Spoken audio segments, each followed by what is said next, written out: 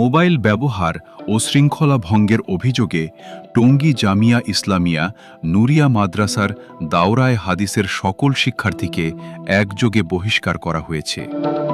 বিষয়টি নিশ্চিত করেছেন মাদ্রাসাটির শিক্ষক মাওলানা শফি কাসেমি নদভী। রোববার ১৯ এপ্রিল নিজের ফেসবুক পোস্টে তিনি জানান, বাংলাদেশের কওমি মাদ্রাসা অঙ্গনে এটি একটি নজিরবিহীন সিদ্ধান্ত। আসাতিজায়ে কেরামের সম্মিলিত মতামতের ভিত্তিতে এবছরের দাওরার সব শিক্ষার্থীকে বহিষ্কার করা হয়েছে।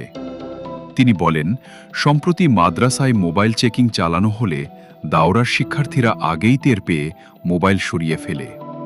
ফলে তাদের কাছ থেকে মোবাইল উদ্ধার না হলেও অন্যান্য জামাতে মোবাইল পাওয়া যায়। তবে ওই শিক্ষার্থীরা শৃঙ্খলা বজায় রাখায় তাদের বিরুদ্ধে ব্যবস্থা নেওয়া হয়নি।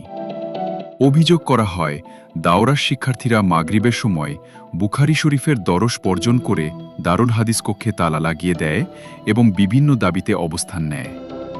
পরিস্থিতি উত্তপ্ত হয়ে উঠলে মাদ্রাসা কর্তৃপক্ষ পাল্টা ব্যবস্থা হিসেবে প্রবেশপথে তালা ঝুলিয়ে দেয়।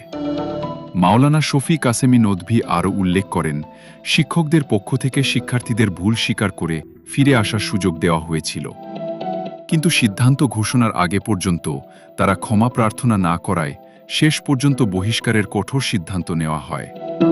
পরে অবশ্য অনেক শিক্ষার্থী দুঃখ প্রকাশ করে। তিনি দাবি করেন, বহিষ্কৃত এই গ্রুপটি আগের বছরও একটি আন্দোলনে নেতৃত্ব দিয়েছিল, যা মাদ্রাসার অন্যান্য শ্রেণীর ওপর নেতিবাচক প্রভাব ফেলছিল এবং প্রতিষ্ঠানের ঐতিহ্যের সঙ্গে সাংঘর্ষিক ছিল। শিক্ষকদের মতে, দ্বীনী শিক্ষা প্রতিষ্ঠানের মূল লক্ষ্য আদব আখলাক শিক্ষা ও বিশুদ্ধ এলমের খেদমত করা।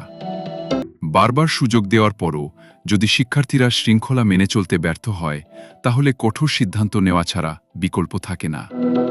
এদিকে দাওরার মতো গুরুত্বপূর্ণ স্তরের সব শিক্ষার্থীকে একযোগে বহিষ্কারের ঘটনায় সংশ্লিষ্ট মহলে আলোচনা সমালোচনা শুরু হয়েছে। অনেকেই এটিকে কওমি মাদ্রাসা অঙ্গনে একটি যুগান্তকারী পদক্ষেপ হিসেবে দেখছেন।